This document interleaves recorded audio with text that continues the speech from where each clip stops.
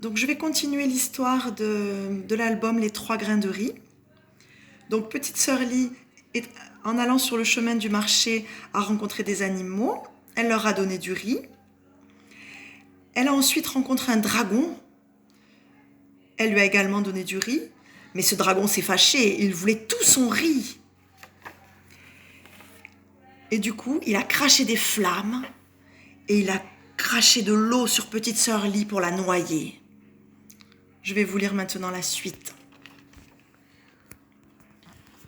L'eau du fleuve monte au pied de petite sœur Lie, à ses mollets, à sa taille. Petite sœur Lie est secouée par le courant. Elle essaie de nager.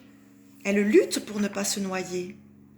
Mais hélas, son sac se déchire et les grains de riz sont emportés par l'eau en furie. Petite sœur Lie s'agrippe à une branche de bambou. Petite sœur Lie a froid. Petite sœur Lie a peur. Petite sœur Lie a tout perdu. Enfin, c'est ce qu'elle croit.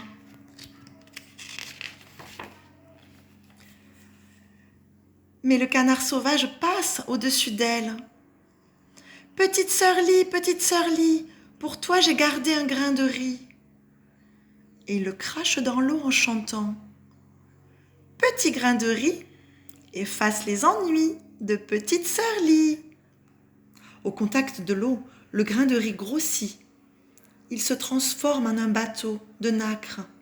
Vite, petite sœur Lie, monte dedans. Hélas, petite sœur Lie ne sait pas naviguer. Elle va droit vers le dragon, qui la regarde arriver, prêt à la croquer. Petite sœur Lie a froid. Petite sœur Lie a peur. Petite sœur Lie va mourir. Enfin, c'est ce qu'elle croit.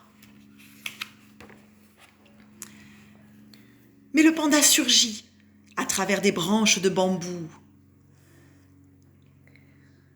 Petite sœur Lie, pour toi, j'ai gardé un grain de riz. Vite, il le lance dans la gueule du dragon en chantant. Petit grain de riz, sauve petite sœur Lie du méchant dragon. Aussitôt, le grain de riz devient long et piquant.